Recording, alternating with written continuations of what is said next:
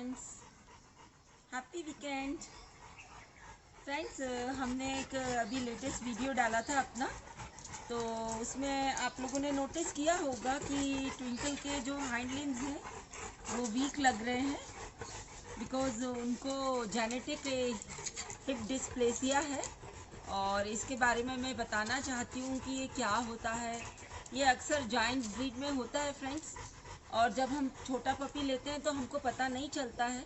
जैसे जैसे puppy weight gain करता है तो फिर ये इसके सिम्टम्स दिखाई देने लगते हैं। जैसे जब ट्विंकल आई थी तो बहुत एक्टिव थी, लेकिन धीरे धीरे हमने नोटिस किया कि वो डल हो रही है।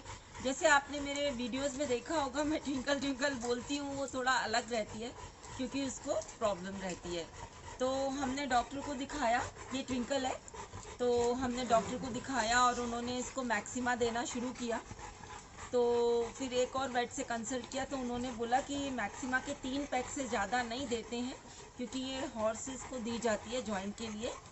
तो फिर वो बंद करनी पड़ी, लेकिन वो डॉक्टर को दिखाने से इनको बहुत इम्प्रूवमेंट हुआ और ये चलती भी है और जंप वगैरह भी करती है, लेकिन बहुत ज़्यादा जितना टैंगो एक्टिव रहता है उतने नहीं। और ये क्यूटा बहुत ज़्यादा एक्टिव है, इनको भी ये जेनेटिक प्रॉब्लम आई है। इसीलिए जब भी हमारे व्यूअर्स कहते हैं कि हमें आपके डॉग का पपी चाहिए तो हम उनको मना कर देते हैं बिकॉज़ ये जेनेटिक प्रॉब्लम आ गई है। तो क्यूटा में भी ये प्रॉब्लम आ गई थी, तो इसको कैसे केयर करना है। तो मैंने तो इनको पहले तो मैक्सिमा दिया था डॉक्टर के एडवाइस से, उसके बाद मैं इनको रेगुलर तो नहीं देती हूँ साइनोपेट, लेकिन जब भी मुझे लगता है कि ट्विंकल को प्रॉब्लम आ रही है तो मैं साइनोपेट देना शुरू कर देती हूँ। उससे इनको काफ़ी रिलीफ हो जाता है। और अच्छी फ्रूट्स की डाइट रखना, क्योंकि वेट ऑलरेडी ट्विंकल का भी बहुत ज़्यादा है, तो बहुत ज़्यादा वेट नहीं बढ़ने देना है इस तरह से। तो ये सब केयर करनी होती है फ्रेंड्स। ये जायंट ब्रीड की बहुत कॉमन प्रॉब्लम है।